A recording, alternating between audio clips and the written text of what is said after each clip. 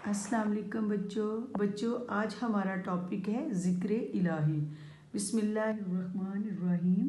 कुरान पाक की सूरत अल-बकरा में अल्लाह ताला का इरशाद होता है, फ़ज़्कुरूनी अज़्कुरकुम वश्कुरू ली वला तकफुरून। सो मुझे याद करो, मैं तुम्हें याद रखूँगा और तुम मेरा शुक्र करो और मेरी नाशुक्री ना करो।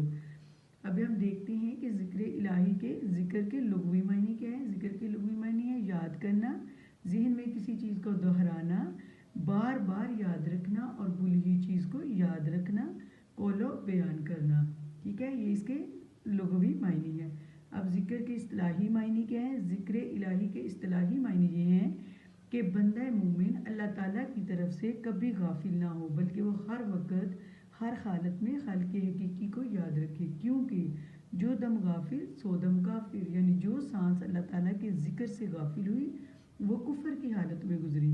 अब ज़िक्र इलाही का मकसद क्या है। ज़िक्र इलाही का असल मकसद अल्लाह ताला से तल्लक जोड़ना, रिश्ता मजबूत करना है, क्योंकि ज़ाकिर पर अल्लाह ताला भी तवज्जो फरमाता है और उसे अपनी रहमत में छुपा लेता है। जैसे कि हदीस कुदसी में है, मेरा बंदा मेरे बारे में जो गुमान करता है मैं इस गुमान के साथ होता हूँ, जब वो मुझे याद करता है तो इसके साथ होता हूँ। अगर बंदा मुझे दिल में याद करता है तो मैं उसे दिल में याद करता हूँ। अगर वो मुझे बरसरे आम याद करे तो मैं उसे बरसरे आम याद करता हूँ। बुखारी और मुस्लिम शरीफ की एक और हदीस में वसल्लम ने फरमाया, जो लोग अल्लाह ताला का जिक्र करने बैठते हैं फरिश्ते इनके गीत घेरा डाल देते हैं, रहमत खुदावंदी उन पर छा जाती है, इत्मीनान और सकीनत उन पर नाजिल होती है और अल्लाह ताला उनका जिक्र फरिश्तों से करते हैं। ठीक है, अब आगे हम देखते हैं कि जिक्र की कितनी इकसाम है।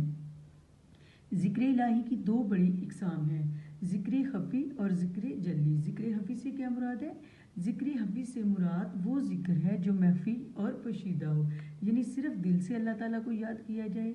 इसमें ज़बान खामोश रहती है और दिल बेदार और मुतहर्रिक होता है, इसलिए इसे ज़िक्र कल्बी भी कहते हैं। फिर इसकी दूसरी किस्म क्या है, ज़िक्र जली। ज़िक्र जली से मुराद वो ज़िक्र है जिसमें अल्लाह ताला को बिलजहर यानी बुलंद आवाज़ से याद किया जाए ताकि सुनने वाले भी इसमें शरीक हो। इसे लिसानी या ज़ुबानी ज़िक्र भी कहते हैं। अब लिसानी यानी ज़ुबानी ज़िक्र की आगे दो इकसाम है, वो क्या है, इनफिरादी ज़िक्र और इज्तिमाई ज़िक्र। इनफिरादी ज़िक्र क्या है, जो इंसान अकेला और तन्हाई में करता है, और इज्तिमाई ज़िक्र क्या है, इज्तिमाई ज़िक्र जो महफिलों में होता है या इज्तिमा से होता है, तो इज्तिमाई ज़िक्र ज़्यादा अफजल है। इज्तिमाई ज़िक्र के बारे में हुज़ूर सल्लल्लाहु अलैहि वसल्लम ने इसकी बहुत फजीलत बयान फरमाई है। जब कोई ग्रोह अल्लाह के लिए जमा होता है तो मलाइका इनको यानी फरिश्ते इनको ढांप लेते हैं और इन पर रहमत इलाही छा जाती है, सकीनत नाजिल होती है और अल्लाह ताला इन्हें अपनी महफिल में याद करता है। ठीक है, अब हम ज़िक्र इलाही की अहमियत और फजीलत कुरान और हदीस की रोशनी में देखते हैं। तो कुरान की रोशनी में ज़िक्र की क्या अहमियत है। कुरान पाक की सूरत अल-अहज़ाब में अल्लाह ताला का इरशाद होता है, या अय्युहल्लज़ीना आमनू ज़्कुरुल्लाह ज़िक्रन कसीरा, ए ईमान वालो अल्लाह को बहुत कसरत से याद करो। फिर सूरत अल-बकरा में अल्लाह का इरशाद होता है, फ़ज़्कुरूनी अज़्कुरकुम वश्कुरू ली वला तकफुरून। सो मुझे याद करो, मैं तुम्हें याद रखूँगा और तुम मेरा शुक्र करो और मेरी नाशुक्री ना करो। इसी तरह सूरह रात में अल्लाह ताला का इरशाद होता है, अला बिज़िक्रिल्लाहि तत्मइनुल कुलूब, और याद रखो अल्लाह की याद ही से दिल इत्मीनान पाते हैं। ठीक है, ये था कुरान की रोशनी में। एक इस तरह एक और आयत है, वला ज़िक्रिल्लाहि अकबर। सूरह अल-अनकबूत में अल्लाह का इरशाद होता है, तर्जुमा, और अलबत्ता अल्लाह की याद सबसे बड़ी बात है। फिर हम हदीस की रोशनी में ज़िक्र इलाही की अहमियत और फजीलत देखते हैं। दरअसल इरशादात नबवी सल्लल्लाहु अलैहि वसल्लम ज़िक्र इलाही की फजीलत और अफादियत ज़ाहिर करते हैं। एक अराबी ने हज़ूर नबी करीम सल्लल्लाहु अलैहि वसल्लम से सवाल किया कि कौन सा अमल अफजल है। अब सल्लल्लाहु अलैहि वसल्लम ने फरमाया, जब तू दुनिया छोड़े तो तेरी ज़बान अल्लाह के ज़िक्र से तार हो। एक और शख्स ने अर्ज़ किया कि मुझे अहकाम दीन तो बहुत ज़्यादा मालूम है जिन पर अमल करना मुश्किल है, मुझे सिर्फ एक चीज़ बतला दीजिए। फरमाया, तर्जुमा, यानी तेरी ज़बान ज़िक्र इलाही से तार रहे। हज़रत जाबिर रज़ियल्लाहु तआला अन्हु से रवायत है कि नबी करीम सल्लल्लाहु अलैहि वसल्लम तशरीफ़ लाए और फरमाया, लोगों बहिश्त के बायत है कि नबी करीम सल्लल्लाहु अलैहि वसल्लम तशरीफ़ लाए और फरमाया, लोगों बहिश्त के बागों की सैर करो। लोगों ने अर्ज़ किया, बहिश्त के बाग क्या हैं। فرمایا مجالس الذکر یعنی ذکر کی مجلسیں. مزید فرمایا صبح و شام ذکر الہی برابر کیا کرو. تم میں سے کوئی یہ چاہتا ہے کہ اپنا درجہ اللہ تعالیٰ کے یہاں دریافت کرے؟ اسے لازم ہے کہ اس بات پر غور کرے کہ اللہ تعالیٰ کا درجہ خود اس کے دل میں کیا ہے، کیونکہ اللہ تعالیٰ بندے کو ویسے ہی درجہ دیتا ہے جو اس کے نزدیک اللہ تعالیٰ کا درجہ ہوتا ہے. ٹھیک ہے. اس طرح ایک اور حدیث ہے، ابو موسیٰ اشعری رضی اللہ تعالیٰ عنہ سے روایت ہے کہ نبی کریم صلی اللہ علیہ وسلم نے فرمایا جو شخص اللہ تعالیٰ کو یاد کرتا ہے اس کی مثال زندہ جیسی ہے، اور جو شخص ذکر نہیں کرتا اس کی مثال مردہ جیسی ہے. مفسر قرآن میں حضرت ابن عباس رضی اللہ تعالیٰ عنہ فرماتے ہیں جنت کے 8 دروازے اور ان میں سے ایک صرف ذاکرین کے لیے ہے.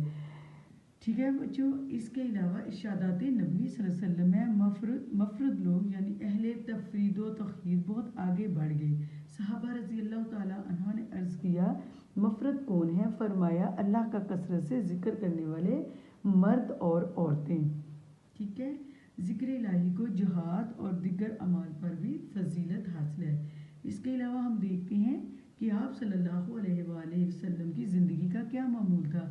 آپ کی زندگی ہمارے لیے ذکر الہی کے سلسلے میں کیا اسوۂ رسول صلی اللہ علیہ وسلم جو ہے وہ ہمارے لیے کیا روشن مثالیں آپ نے قائم کی.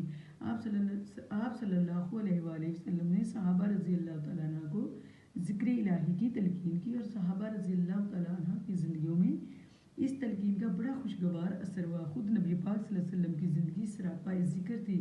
قرآن مجید نے ذکر الہی کو اہل ایمان کا خاص وصف بیان کیا ہے. سورہ آل عمران میں اللہ کا ارشاد ہوتا ہے ترجمہ جو لوگ اللہ کو کھڑے اور بیٹھے اور اپنے کروٹوں پر یاد کرتے ہیں. قرآن کے مبلغ اول آپ صلی اللہ علیہ وسلم ان اصحاب کے بہترین ترجمان تھے.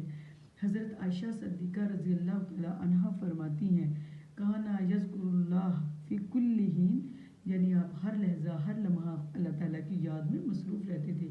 شب و روز میں کوئی لمحہ ایسا نہ ہوتا تھا جب آپ صلی اللہ علیہ وسلم کا دل اللہ تعالیٰ کی یاد اور آپ صلی اللہ علیہ وسلم کی زبان مبارک اللہ تعالیٰ کے ذکر سے خالی ہوتی.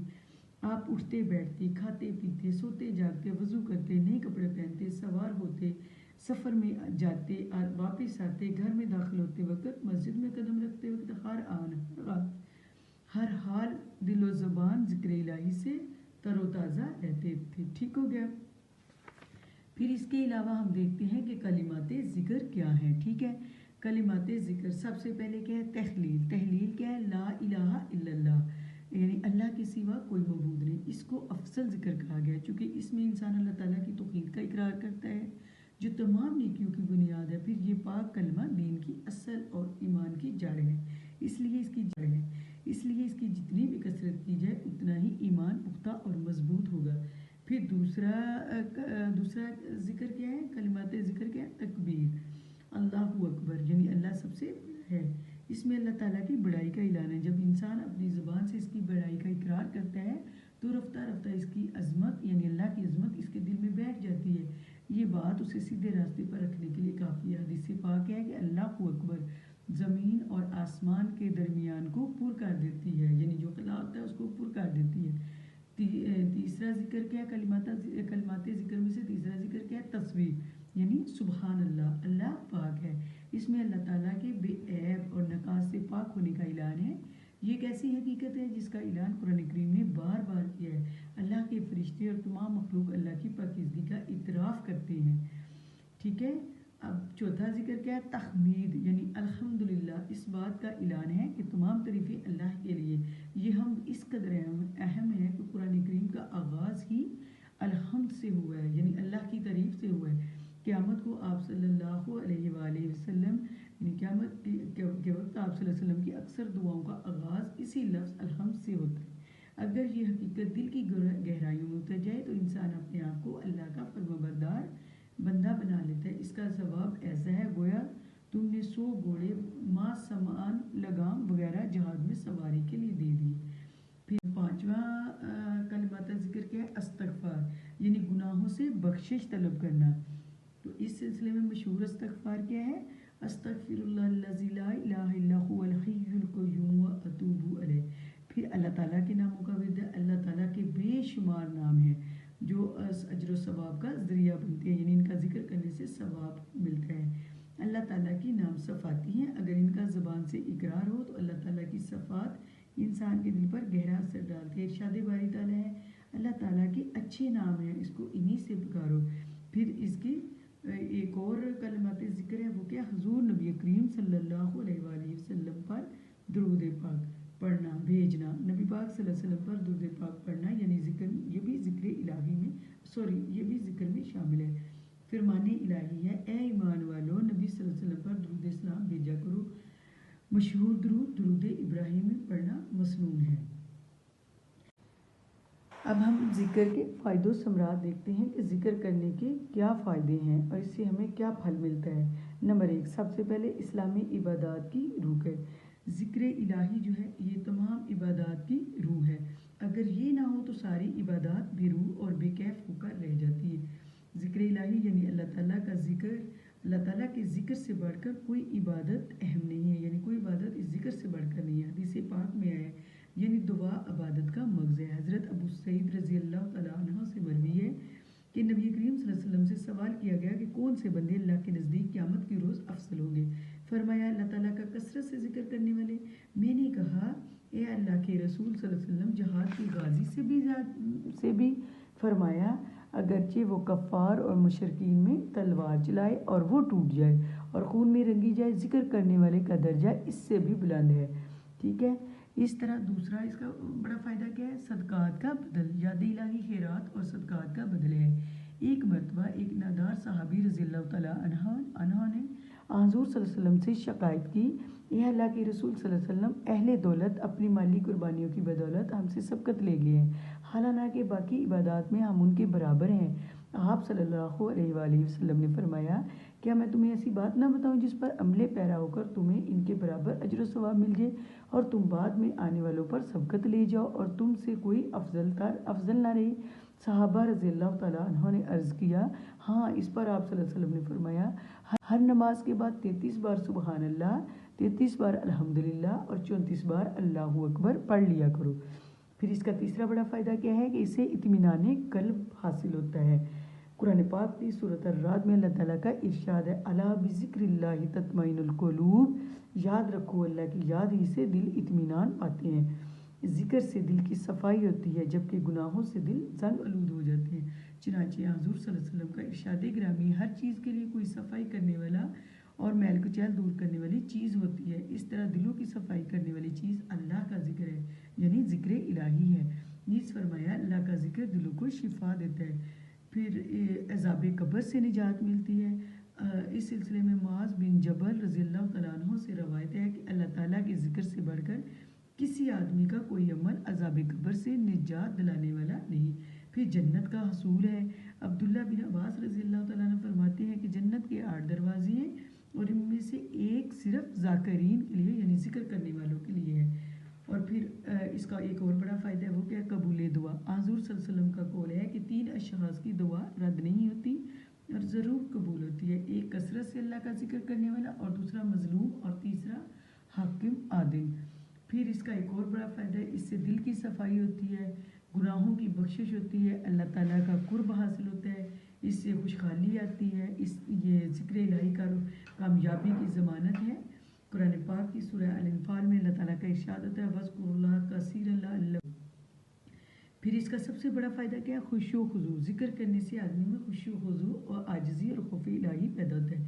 قرآن مجید کی سورہ الانفال میں ہے ترجمہ در حقیقت مومن وہ لوگ ہیں جب اللہ کا ذکر کیا جائے تو ان کے دل ڈر جاتے ہیں۔ بس ذکر الہی اپنے وسیع معنی کے لحاظ سے دعا، نماز، تلاوت قرآن وغیرہ سب اس ذکر میں شامل ہے اور یہ سب اس کی مختلف شکلیں، لیکن اصطلاح میں اللہ تعالیٰ کی تقدیس اور تسبیح، توحید، تحمید، اس کی عظمت و جلالت، اس کی صفات کمال کے بیان اور دخان کو ذکر الہی کہا جاتا ہے۔